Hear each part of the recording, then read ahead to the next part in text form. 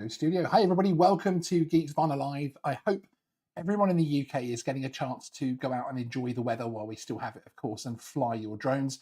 It's been a busy couple of weeks for Geeksvana, hence the slower content recently, but there's more on that coming up tonight. And actually, we have some other stuff coming up very, very soon in the next few days. Tonight, we have a couple of channel updates to bring you, mainly impacting channel members. We're going to talk a little bit about remote ID and also answer any questions from the live chat and those sent in ahead of time. So we've got a bit of a Q&A in there as well. So a bit of a mop up on topics and a few bits and pieces that are going on. So first up, the channel member stuff. As channel members will know, we're currently within a bit of a challenge at Geeksvana.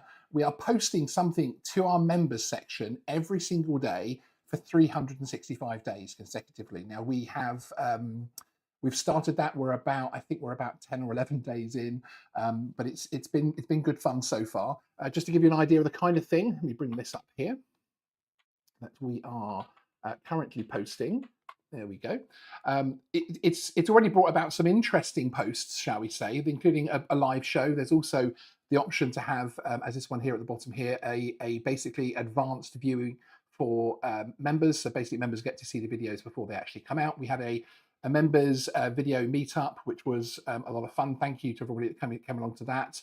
We do those quite regularly, and we try to do them at different times a day. I've got one coming up to suit the even the Australian market coming soon, actually, which I'm chatting to a couple of our members down there. But also, as I say, exclusive live streams for that as well. Some bits and pieces there. Photographs at the top here from a mapping project that we were on, which is coming up very soon on the channel in terms of why we had so many cameras there, etc., to do that. But also a look at some of the kits, some of the jobs that we've done as a production company as well. And it's been a lot of fun so far, and it gives channel members a little bit more of a look behind the scenes and inside Geeksvana. Actually lets us all to get to know each other a bit better, basically, and channel members can ask questions there and that type of thing as well. In addition to this, we're also now delighted to report that as of this week, Matt Williams, who is joining us this evening, is actually joining Geeksvana as the member ambassador.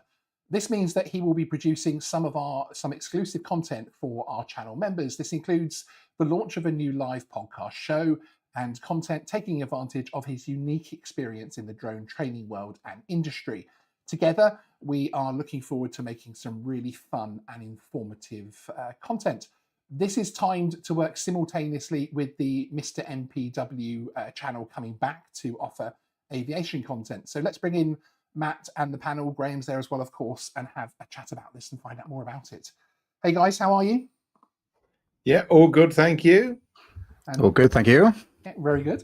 So Matt, Mr. MPW is coming back. It is. It's back. It's already back.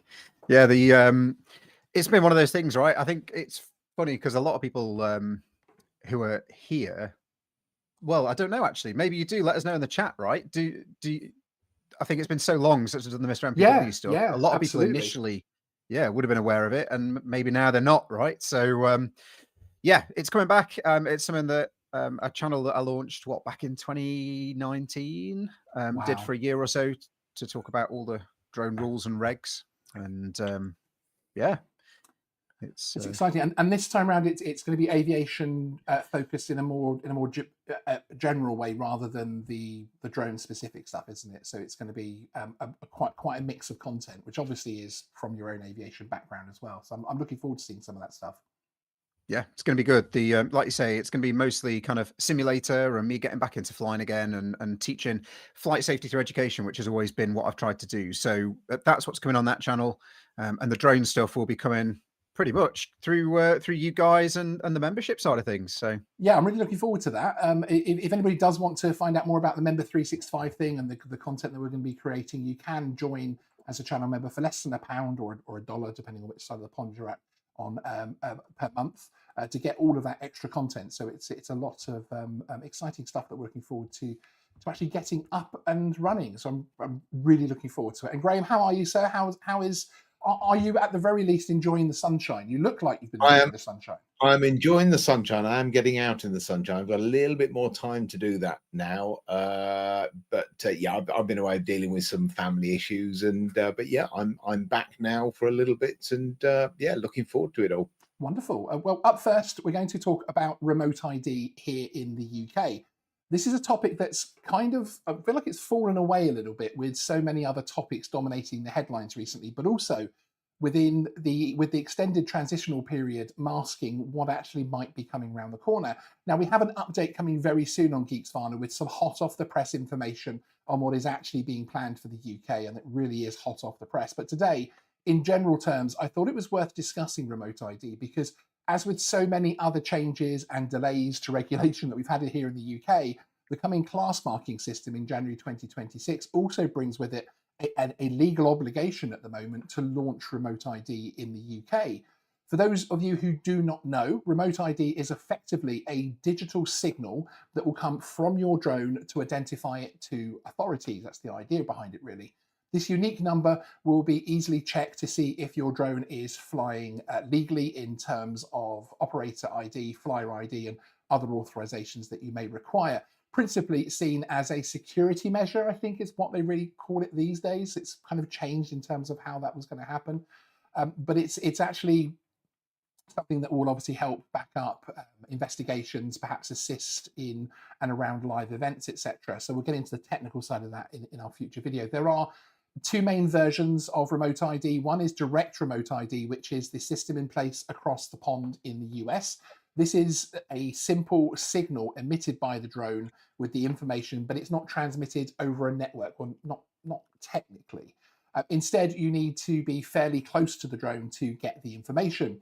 The other version, being network remote ID, is the same thing, but you're actually transmitting that over a cellular network where all of the flight data, etc., is all recorded in the cloud, which obviously sounds very scary for many other reasons. So my questions for the panel prior to our upcoming video revealing a little bit more detail on what we found out on UK plans is really, first of all, do we think we actually need remote ID in the UK? Do you think network remote ID is achievable at the moment here in the UK as well? So I suppose I'll start there. And Graham, do you think, with where we're sat at the moment, we've gone through a real roller coaster of remote ID, of different versions and why we need it, why we don't need it? Will it be just overall? Do you think we need it in the UK? Do you know, I don't know if we're the people to say whether we need it. I don't need it. I don't particularly want it because anything that's going to add complication to operations is difficult to justify. Is it going to improve safety? And I'd imagine Matt's thinking about that immediately. I don't know if it is. If GA are watching where we're flying, that'd be lovely, but I don't think they're going to be. Some of them don't even read NOTAMs. I've got some nice evidence on that. Allegedly, yes. No, not allegedly. I have it in writing from an Airprox report.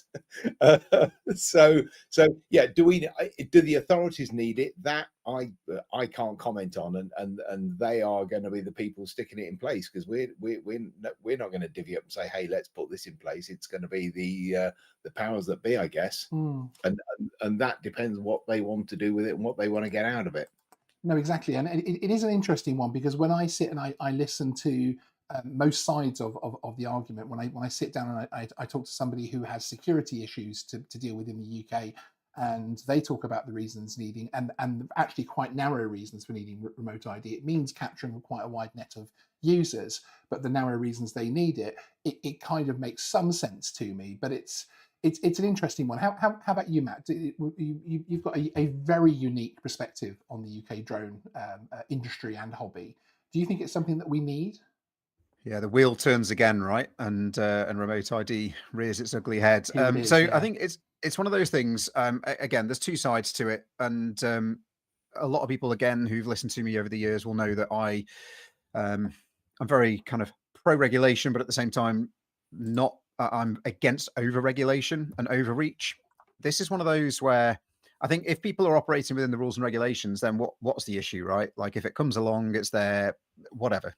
Just don't worry about it. However, there's a couple of other points on it, right? Like privacy wise, do we really want people to know where we're flying from? Personal security wise, do I want people to know where I'm stood with the controller for my drone because they know I'm probably going to be in one place? I wouldn't personally. But here's the thing, right? One way or another, it's probably coming. The issue from the other side of the fence in terms of having it as and using the reasoning behind it being for flight safety, I think in most cases is actually very flawed. I wrote a white paper for the military on when we brought Mode S into the military service. So it's a different type of. We have a transponder on board the aircraft. It sends out basic information, the kind of thing that you can watch on Flight Radar 24. That's what is sent out via ADS-B, it's called. And some aircraft you can only see the tail number and altitude because that's all that transponder is sending out. Some aircraft you can see their rate of climb or descent, their rate of acceleration, their rate of turn, and all these different parameters of flight. And those are often sent out through something called Mode S. And what I discovered in the military was that our military aircraft, when we were fitted with Mode S, you could see all of those parameters that were being sent through the aircraft by interrogating the transponder at any time. But here's the thing. Aircraft flying at low level, like our drones, don't have... There's so much interference in the signal. There's so much ghosting of the signal when it reflects or refracts or is shielded by items around the area that the flight's taking place, that actually for the majority of drones, and I've done trials on this, you can't see any returns from those aircraft when you are flying. So actually using it as a flight safety thing, I think potentially isn't a valid reason. And the danger with that always is that people get a false sense of security that it's there in some cases, most cases, and then when they really need it, they can't see the drone. Yeah, that's it. My opinion is that it should be something that is on the drone that potentially could be interrogated if required, if there's a security reason to interrogate. So around certain facilities or establishments, maybe they are able to interrogate the transponder on the aircraft or whatever form it takes on board the aircraft, and it will provide a response, and that's helpful. And for aircraft that are being operated outside of the standard permissions type scenario, where you're above 400 feet, it's a larger aircraft.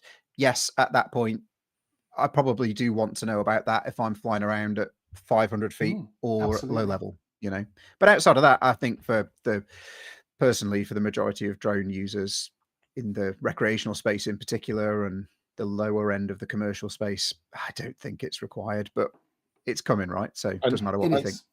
And really around that commercial piece of not knowing where people are flying, if it's network ID and if it's collecting data on the cloud, then all of a sudden, if people can get hold of that data on a general basis, that's a problem, because you will start to see patterns of where commercial operators are turning up and doing operations, which means there's a customer that somebody else can approach. So it's got to be limited in who can get this. I mean, this is commercial confidentiality in many cases. Yes, and I think the access to data is something that certainly myself in some of the advisory groups that I sit on, and others that I've heard as well, they're very passionate about in terms of pilot location and that type of thing. And we have seen with the remote ID system in the US, we have seen some instances where people have been shot at and other things have happened, and we're waiting to definitely see if remote ID and tracking remote ID actually played any kind of part in that. So we don't want to create any kind of sensationalism around that, but it is a factor, and it is something that most people will bring up.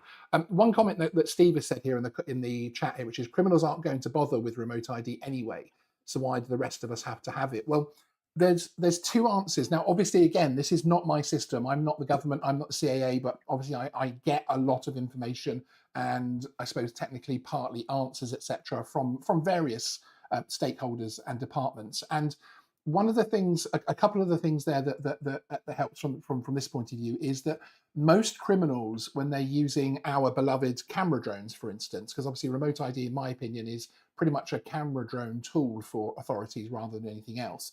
Most of them will just go down to Argos and buy one and just fly it and do their criminal act, not realizing that actually it's already transmitting data And the fact that that then shows up on the systems, the counter drone systems, everything else like that, as not having the data, but actually your drone, Steve, over there flying does have it, and my drone over here does have it. Already, technically, it starts to limit the number of people that they're perhaps looking at initially on that system. Now, you could argue, of course, the way to obviously counter that is that you do register it all, etc. Under, and actually you use a drone that looks legitimate. But again, obviously, most criminals don't actually take those steps. You'd be pretty surprised. So that's one of the factors. But this is one of the things which is coming. That they actually don't require any more public consultations or anything else at all. It was all within the rules which the EASA EU adopted rules that should have actually come in already. But of course, we've been on this huge, long transitional period for. So come 2026, we are going to see direct remote ID in the UK, and it will be very similar to the US version, which of course major brands like DJI already have within their system. So they already have the technical expertise, capability to roll that out.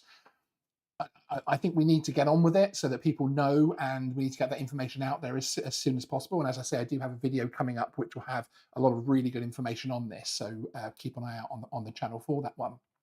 But it's the one thing that we keep coming back to in terms of the security aspect. And again, I'm not claiming it will actually solve anything. And certainly, as Matt and Graham have both said, on the safety side of things, I really don't think it's got any kind of benefit there. The other side of this, of course, is network remote ID, and that does, as Graham was saying, in terms of data and everything else like that, that does give me pause and concern in terms of how that data is used. Because then you also look at things like the penalty charge notices which are coming for drones, and you start to think, actually, is it going to start, if network remote ID were to happen, is it sort of joining the dots? Okay, these people have been flying those drones illegally, or we think they're X 100 meters away from their controllers, so we think that they are due a fine, and you start getting them popped in the post, a bit like we can get with some councils with the CCTV cameras using it for yellow boxes and that type of thing. I mean, who knows? So for me, direct remote ID is obviously something which is a lot more simple and something which I think will work. But I know that the desire is there for network remote ID. So we're going to have to wait and see actually how that happens. But interestingly, of course, at the moment, in the UK law that's currently in place, and of course it would take quite a lot to change that, including public consultation, there is actually, it's stipulated that sub 250 gram drones won't have requirement for remote ID at the moment. So I think that would be quite a big thing, won't it? Because obviously that's a huge part of the hobby community flying these sub 250 gram drones that just won't have to be concerned about it. Basically, that has to be a benefit, I suppose. And I suppose of all the drones out there flying, Graham, sub 250, the ones we don't need to worry about. Yeah. I mean, in terms of risk, I mean, what can they do? In theory, they are lower risk, and yeah, that seems to be sort of generally accepted now across the board, doesn't it? Yeah, exactly. I'm just looking at an interesting thing, because on the specific category, each UA intended to be operating in the specific category and at a height below 120 meters shall be equipped with remote ID. Well, I'll just keep my drone for flying up to 1,000 feet. Yes. And I won't bother with it on that. The one that's going to cause the problems to real aircraft doesn't need it, according to this. I guess it has to fly below 120 meters when it's coming back down. Yes, that's a very good going point. up. And they'll put it on your permission as well, that it says it has to be equipped with a working remote ID. So it'll be, they'll close that loophole pretty fast. It's always fun to jump in the loopholes, though, because there'll be some they won't. So it's what we do. It is what we do, exactly. CGLN is saying there is never any evidence of incidents that these extra regulations are meant to guard against. We're told it's just a safety issue. In actual fact, do you know, and I have probably researched these factors more than most journalists here in the UK, but there is actually evidence. There is actually evidence of misuse of drones, nefarious use of drones. It is a small percentage, and they are using counter drone technology. They're using flight restriction zones, etc., to deal with those issues. But it is there. There is also a CAP document, and we actually did an entire show on this with XJet, Callum from the CAA, Graham. I can't remember if Matt was in on that show or not. well, we actually looked through the CAP document that is the risk assessment from the UK CAA. I will look it up and I will post a link to it in the description after the show. I'm just making a note to do that. But yes, but there is actually, whether or not it's justified, there is actually allegedly evidence that they use. And I from that understand point the of view. sentiment, right? Yeah. Like on the whole, Yeah, there probably isn't much absolutely. evidence. But I would say the couple of times that the Battle of Britain Memorial flight, including a prosecution over, was it somewhere in Derbyshire, where an aircraft was flying very close to, was it a Hurricane for the Battle of Britain Memorial flight? That's right. Actually, if the remote ID and the ADSB element of remote ID was in place at the time, I'm pretty certain they are fitted with they're retrofitted with the equipment to be able to see ADSB on those aircraft, because it was part of the military risk assessment was that we did that. So they would then be able to see potentially an aircraft like that and know it's there and avoid it. Yes, it'd end up cancelling the fly past or whatever, but at the same time, then you don't get the near miss. So I don't know. I get the sentiment, but at the same time, totally. And cases, because obviously the problem is that when this is a problem, it's a problem. And just watch the full video, because there are things I want to say very carefully and precisely, which the remote ID video will talk about. That on a live show I start to go off on tangents and getting myself in trouble and other people in trouble. So I won't do that here now. But there is a good amount of information in that video coming. I might. there's the elephant in the room, of course, of if drone operators are forced to transmit their position, GA should have the same requirement on them, on the basis that that gives us the tool we need to avoid them. And I made mention of people not reading NOTAMs earlier. An individual who didn't read a NOTAM and flew through a NOTAMed area, perfectly able to do that, but also didn't have his ADSB switched on, so we couldn't see him coming. So, that's shocking. If he got ADSB, there wouldn't have been an issue. We would have known he was coming, and we'd have taken the appropriate measures to make it safer. And I think that's why it could have been. Yeah, when we look at the airspace modernisation that's coming as well, one of the things I do quite like about that side of things is when they're talking about drone operations, and we're now talking about almost certified category on that side of things. So the not delivery drones, but certainly the larger commercial drones that are really small aircraft, those will be ADSB enabled, etc. And there are going to be ADSB mandatory zones, etc. and that type of thing. And I think that makes a lot of sense from that point of view. Mark Aztec Drones, good to see you. After meeting up recently with someone from Manchester Airport Group, the problem of rogue drone flyers in Manchester FRZ is bigger than anyone hears about.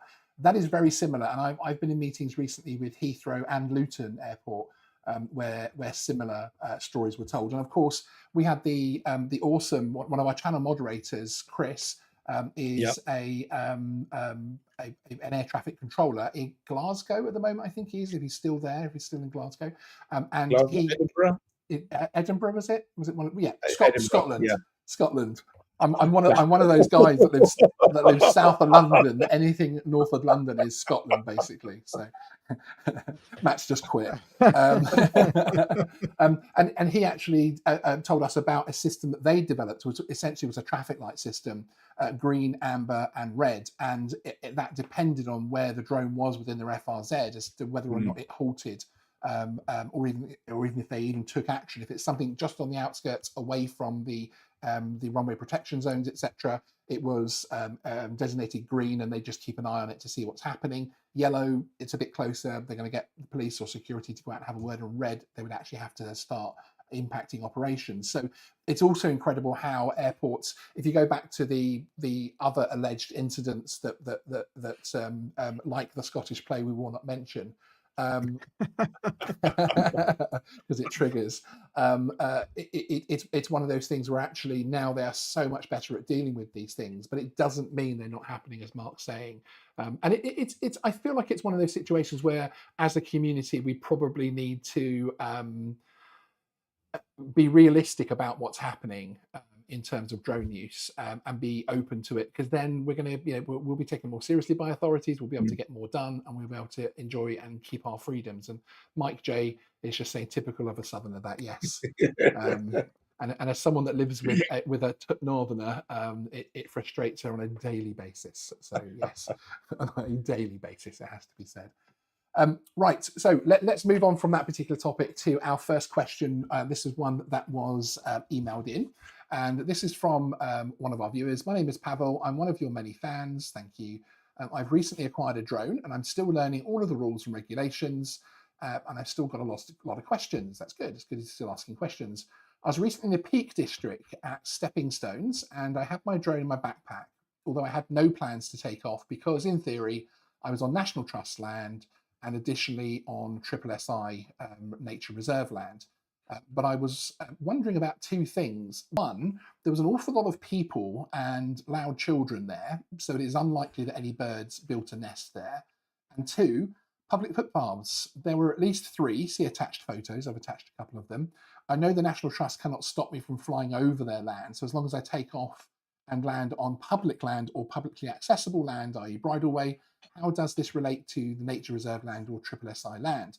Is it better not to fly anyway, or are there exceptions, e.g. A public footpath? I'm just trying to pause ads there. Sorry if anybody got an ad there. I'm just we're nearly at the bottom of that. So yes, thank you for everyone's patience with sorting out the ads during live streams. We're actually going to be switching in the next live show to having ad breaks, so that we know when they're happening, and something else will play for 30 seconds on the live show.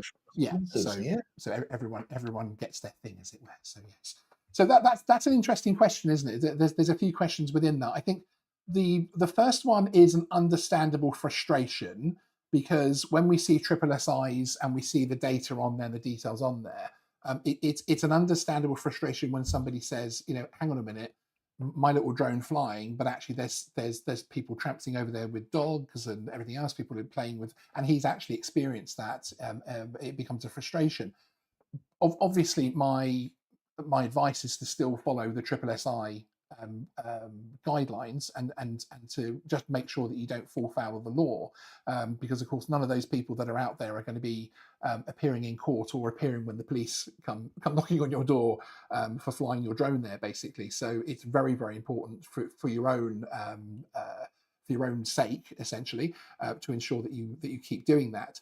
One of the interesting things, actually, and this is apt that Matt is on the show this evening. He's got no idea, actually, this wasn't even in the show notes. But my first answer to this was to check the path use, and if in doubt, because some have restrictions over loitering, etc. And that's actually something that I learned from this man in one of his videos, when somebody was, it was one of those videos, if you remember, Matt, where you were going through some of the more ludicrous things, like people were saying, if I take off from my hand, I'm not taking off from their land, or if I stand, I'm wearing gloves. Yeah, if I stand on the back of my not car, touching it because I'm wearing gloves. I love what's done it, officer. But it's something you mentioned in that video that I then went away and researched, and you're quite correct. Bridleways certainly, but actually most right-of-ways actually do have stipulations within there about what you're allowed to do on that right-of-way, and normally it is making progress across the field to get to the other side, and that's it. Which of course stops people. It makes sense because it stops people having picnics. Standing in the middle of a field. Yeah, that's right. And 2 fingers up to the farmer saying, actually, I can do what I want. So yeah, it's an interesting one, isn't it? Now, we're getting into the minutiae a little bit with that one, because in actual fact, if you say, look, I'm stood on the public footpath, so I'm not on your land, it's difficult, because again, is it an actual pathway that's separate land from National Trust, or is it a right of way over their land? Usually it's crossing their land. It is still their land. Yeah. It's a pathway across Pavel their definitely, in my opinion, did the right thing, because he's got these questions. He thought, I'm not sure about flying, and he decided not to, which I think is a really good idea. But yeah, I think it's something that I think he definitely did the right thing, because the SSSI and the Wildlife Act can be very aggressive, particularly towards drone operators. And even if there's other activity there, assess the impact of the drone being flown, because one of the things, especially the SSSI and the nesting birds side of things, that is explained to me by SSSI managers that I've spoken to in the past, is a drone is of course in the air and flying, And if nesting birds see that coming, they could see it as a predator, abandon their nest, or something else like that. So it's slightly more complicated. And of course, if those birds Well, are nesting in a and, higher position, that the and drone's also closer. and birds in an area will get used to a certain type of activity, right? You know, Yeah, you've got birds that nest that's near it. the M25, Yes. you've got birds that nest near our neighbours kicking footballs against the fence.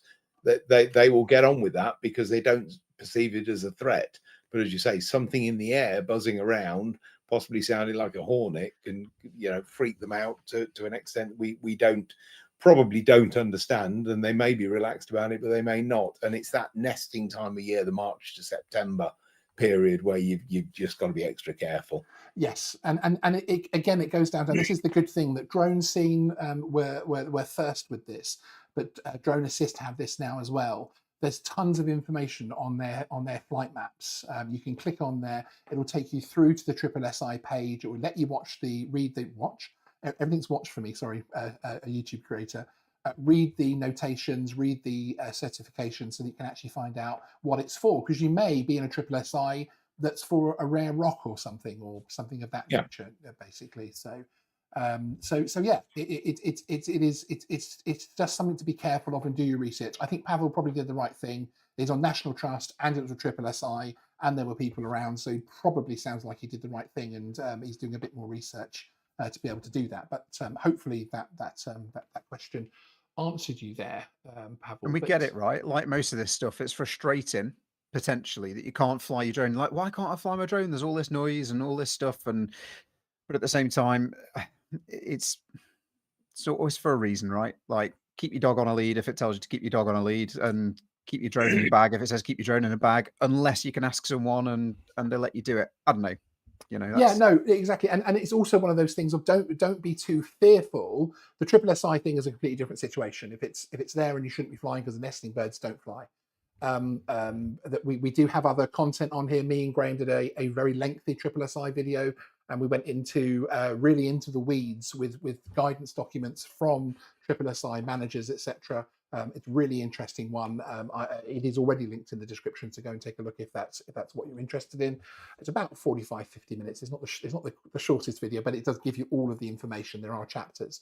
But it's one of those situations as well. If it is just on National Trust and you've stood on a pathway and you want to fly and it's safe, all the other regulations are correct, everything else like that, then fly. And if you're asked to stop, stop. You know, it is still a civil issue. Basically, you're not going to get, you know, unless some things go very wrong and you start to kick off, etc. You're not going to get carted away in the back of a police van. So don't start to be fearful of flying your drone, because it's a wonderful thing to do. And you know, Pavel carrying his drone around in a backpack is the dream for me, in terms of that's exactly how I think people should have their little sub 250-gram drones ready to fly, and you know, in the backpack, etc.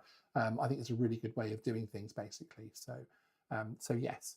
So there we go. Anything else on that particular question, anybody? No, good, excellent. We shall move on. The next question has tipped me over the edge to realise that we need a new drone assist walkthrough guide. Enough has changed, I think, and the updates in terms of airspace, I think it will be useful. So keep an eye out for that release soon. It's already scripted. I just need to actually record the thing, because again, with airspace modernisation and all that kind of thing, there is a lot happening out there. So somebody returning to droning has noticed an area that they were travelling to, which was Berwick upon Tweed. I'm going to bring up a web portal here just to show this. This is the Drone Assist web version called Drone Safety Map. And it's covered in new restrictions, or rather it was actually when he first sent the email through to me. And it basically showed quite a few different areas and yellow areas. And this is one of the reasons why I think it's actually worth taking a look, because otherwise you start to look at some of these restrictions and they actually look quite scary.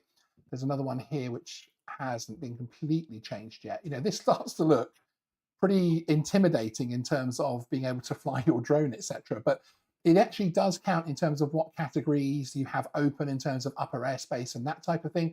But one thing that you're going to start seeing is a little bit more things like TRAs here, which are temporary reserved areas.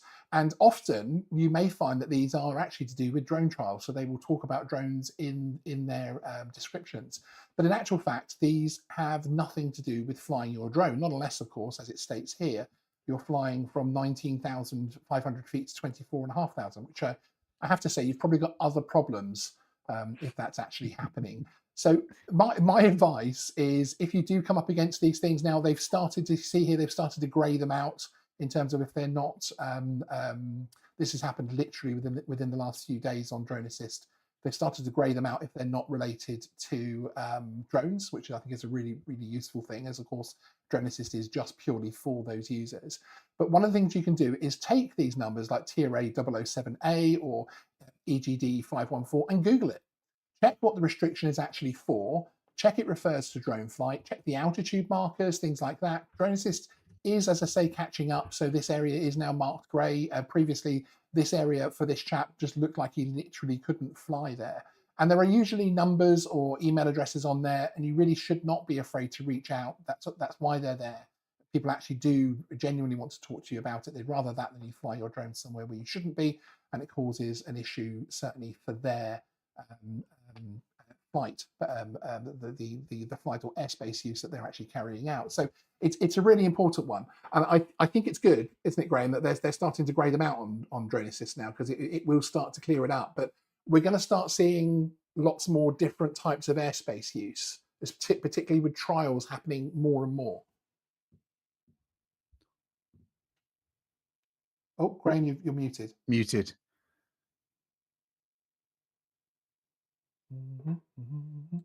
Not only muted, but couldn't find my cursor. So sorry, I've been typing. So Oh, bless you. Oh, good. Can you tell that Graham was told off for I was trying to clapping giggle. during one of the shows? We need to get him one of those silent keyboards. Yeah, we've had all these various corridors appearing, and I think they've caused an awful lot of confusion and They have, and yeah. sort of complications for people, where actually, it saps an awful lot of energy of people on the groups who are constantly answering, yeah, no, you're okay to fly there, you're okay to fly there, you're okay to fly there. It would be better if the information wasn't there, if it didn't affect drone users. Yes, well, it's interesting actually, because it's and that's one of the things which we have been talking to Drone Assist about for a while. Obviously, they kindly came on the channel and we publicised the relaunch of the app with the new version app and had early access to it, etc., which was fantastic. And that was one of the things that we're trying to discuss with them and others, is in terms of turning it into a one true source of information. And there are still a few. Your drone flight may or may not be prohibited in this location, and those type of things which cause confusion. So it's good to see them dealing with the airspace, with this type of airspace in this way, and greying it out. And if that isn't a total error, which I don't believe it is from my inquiries with them, then actually, and it stays, then actually I think that could start to make things a little bit more simple moving forward. Fingers crossed, anyway. Can they grey out R160? Please, R160, guys. yes. Grey that one out. Yes, indeed. I think the NOTAM and restricted areas. So I was apologies for looking away for a while from the camera. I've just gone into two different aviation sources for NOTAMs. So the Notice to Airmen, which is what it's been changed back to in terms of name, from what I understand. Anyone trying to get me for that? But yeah, when you look at Berwick on Tweed, there are no actual aviation NOTAMs or notices that affect anything below 10,000 feet, which is, again, hopefully where you fly your drones, right? Yes. That are live on the map. So, and I checked that on two different sources. So all of the information for that comes from something called the AIS, the Aeronautical Information Supplement. And that's the kind of source of truth, if you like, for all of this stuff that Altitude Angel, I guess, and all of those people pull from. Yeah, no, and I put a link in the chat, notaminfo.com/UK map, and it's quite a useful place to go to if you are going to fly your drone to double check. There's also just a second, because I've had quite a few people actually email me about it over the last few weeks. There's been a big change to the airspace around what's called the Manchester Low Level Corridor, or it used to be called the Manchester Low Level Corridor. I think it's changed they've changed the name recently to something slightly different. The Low Level Transit Zone or something, I think it's called now. I can't get to it just this second. But either way, if you look at it and you think you're inside it, it actually doesn't apply, from my understanding, to drones. Correct. Although it does say from the surface upwards, it also says there's something in there about certain weights of aircraft, Yes. and we are well below Yes. the We 2,300 kilos. I can't off the top of my head. I hope so. It's- we are yes. we are a direct threat if we are above that weight limit. Indeed, Yeah, yes, that's yeah. it. There's already So, other problems yeah. happening, and in fact, the CAA did come out was it about a month ago, Graham?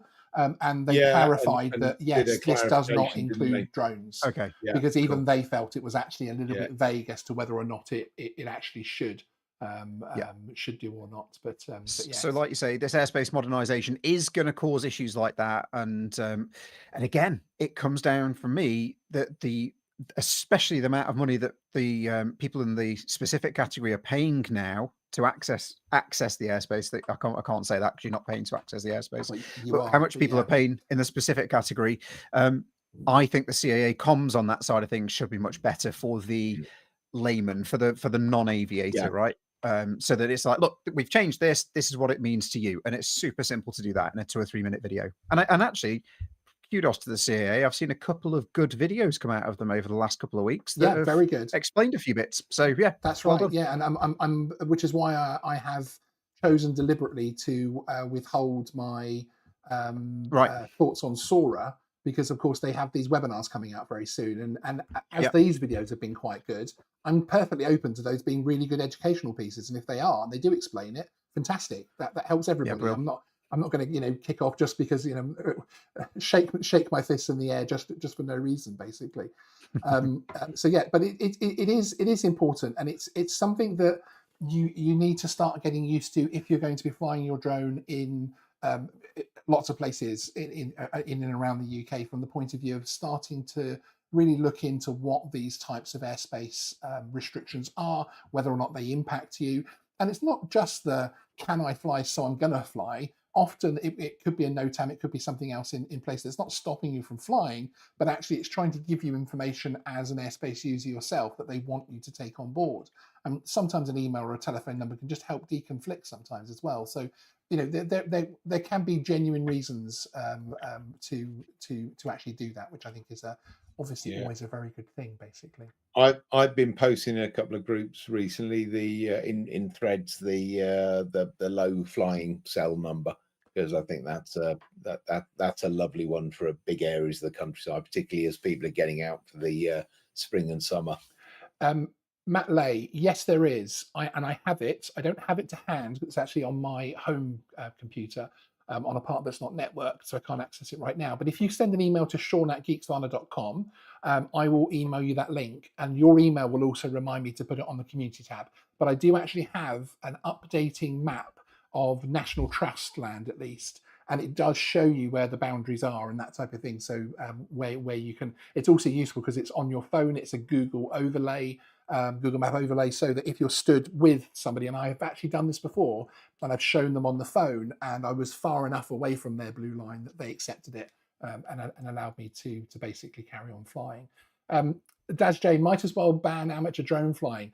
Honestly, once you get your head around these things, it isn't that difficult. It really isn't, and it's it is one of the very few hobbies in this country, and there are others, where a hobby grade something that feels like a toy in your hand does interact with more serious issues in terms of safety and other aspects that we have to take on board, and therefore we are caught up in that legislation, in those regulations. So, but at the moment, it's still, as me and Graham often say on these shows, at the moment you have more freedom to fly a sub 250 gram drone than we've ever had in the UK. Well, in recent regulated times, certainly in the last, I would say, 2015 onwards, because I'm not even sure. Yeah, you could probably go back as far as when Matt was flying, and they didn't even know. He used to have to explain what they were taping a camera to a helicopter. Yeah, they didn't even have a term for a drone or drone regs at that point. No. So yes. I just, I also, and this is going to be a bit controversial and might upset a few, might ruffle a few feathers, unlike me, right? But to be honest, if that's your opinion, then because it's too much to check the NOTAMs and make sure that you're keeping other people safe who are their little pink bodies, want to get home to their husband and wife, then don't fly your drone. Sell your drone, please, and move on. Find a different hobby. Take up basket weaving or whatever. I don't care. Like, don't fly your drone if you can't be bothered to check. It's the right thing to do to keep other people from harm. I'm with you there, 100%. And Yeah. and Right. we did actually make that joke before the show, actually. So it's only right that you said something controversial, frankly. Yeah. So. Okay, on to the next question. I knew you couldn't resist. You would squeeze it in there somehow. Yeah, exactly. And this one, Derek asks, are drones currently marked with C ratings and not adopted yet, or will the UK drone be made with marking when it becomes official? If buying a drone, is it worth waiting, or are they currently not marked? So I had to decipher that slightly, Derek. You have to excuse me. I know when typing in the comments, etc., sometimes the sentences can get away from us. But yes, firstly, it is likely the UK will use the same class markings as EASA EU. They pretty much are. It's EU retained law.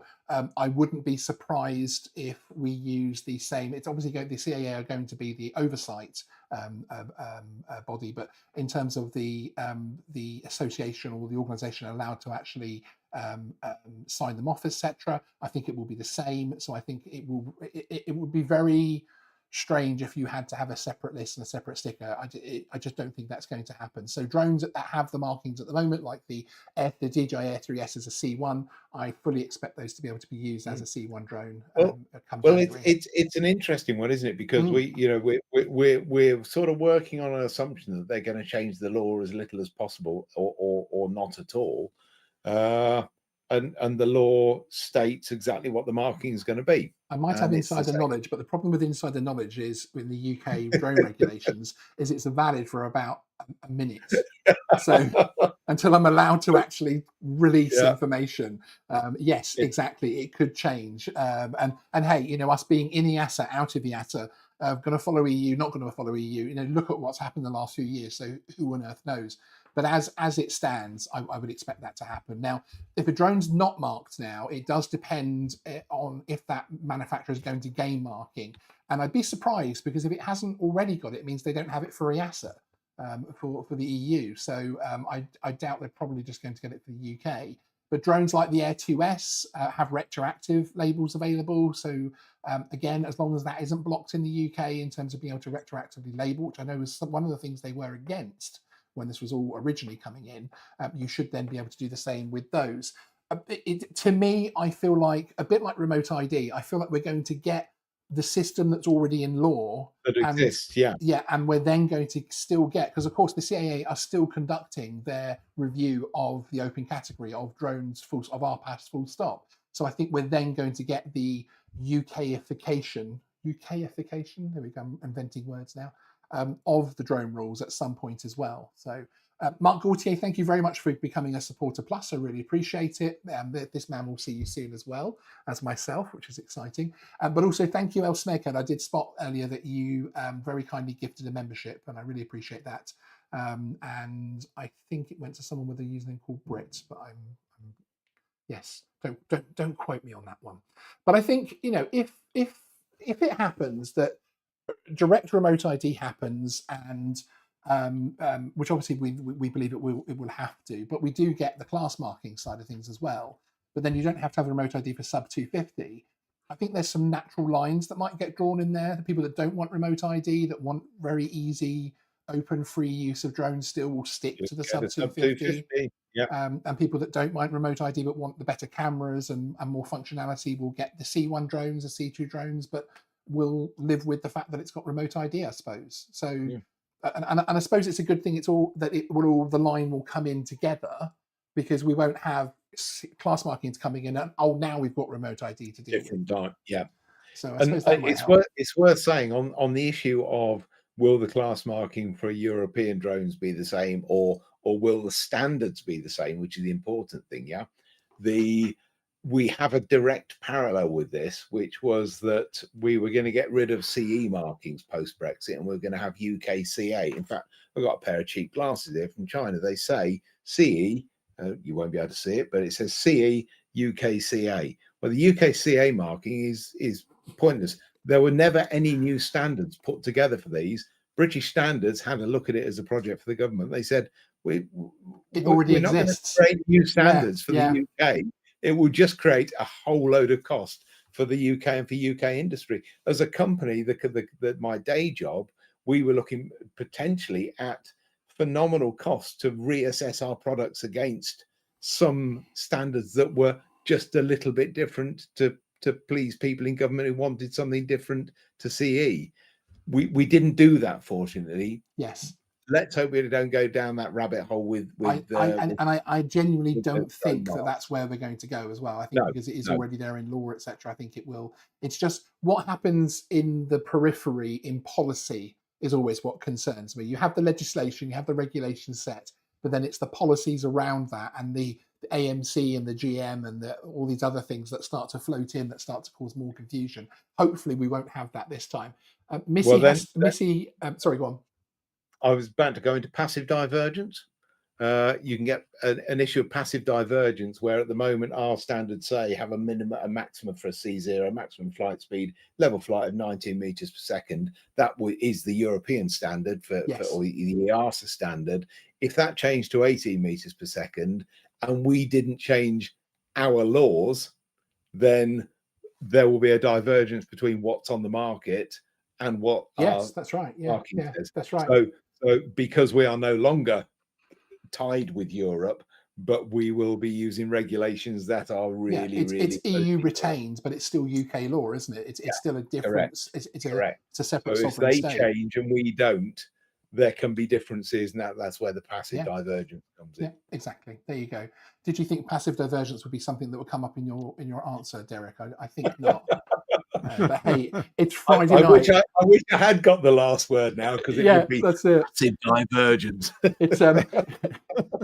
It's Friday night on Geeksvana, and we get absolutely something here.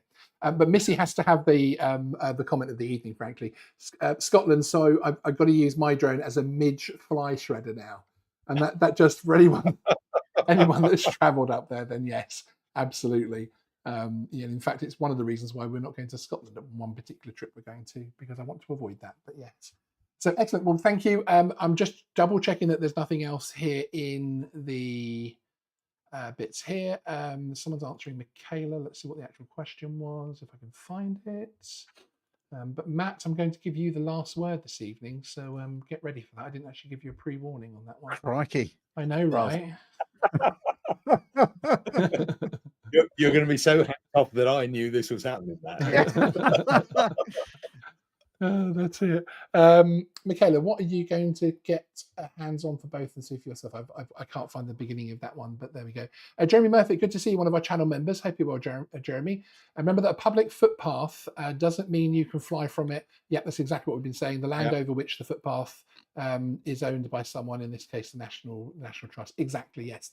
Because there is a difference between, and I think this comes from a lot of us living in urban environments now, because of course public footpaths are separate, they're part of highways and all that kind of thing, etc. And you can get prosecuted for driving over it to get to your private drive if it's not done correctly and all that kind of thing. So I think we get very used to public footpaths being a thing, but of course right of ways across land, etc., are just that, rights of way. And I didn't know this. And Graham, I'm not calling you boring, okay? I'm not calling you, but you are a member of the Dull Men Society thing on Facebook, I believe. Yes, okay. Club, so in that vein, and absolutely killing our numbers now for the end of the show here, and Matt wondering why he's now working with us. I didn't know until I actually looked into this story and started looking these signs up and everything, that there are societies in the UK that are just there with armies of volunteers that you can donate to and all that type of thing, protecting our rights of way. That they patrol them to make sure farmers aren't cutting them off, and to make sure that they don't lock gates and that type of thing. We had Network Rail try and close a pedestrian crossing up the road. We got a guy down the road who is retired and has plenty of time, and he put together an evidence pack that convinced the council, because all the Network Rail evidence was that it wasn't a right of way, and he smashed it out the park. Fantastic. So we're still crossing that. But I just think that's amazing. And actually, most of these nice, pretty signs that you see, the ones at the bottom there, are put up by these societies. Obviously, the top one there is the National Trust ones, but they're put up by these societies. And there's even, you can't read it here, but it's actually dedicated to people that are past that used to walk those, obviously from the donations. And I just thought, how awesomely British is that? This group of people patrolling and making sure these Yeah. things actually What's stay there. how awfully British, the government relying on volunteers to do their job for them. Yeah. Yeah. And we said that Graham wouldn't get the last word, but there we go. Right, we're going to do the last word now. So Matt, over to you for the last word, completely unrehearsed. So, as the new membership ambassador for Geeksvana, it'd be remiss if I didn't say, if you want more of this content and more live interaction between myself and the rest of the team, come become a member now, become a legend. But until then, I've been Matt Williams. He's been Sean. He's been Graham. Until the next time, fly safe and blue skies. I'm really not looking forward to the first live show where Matt's in charge, but there we go. All right. Thanks, everyone. Bye-bye.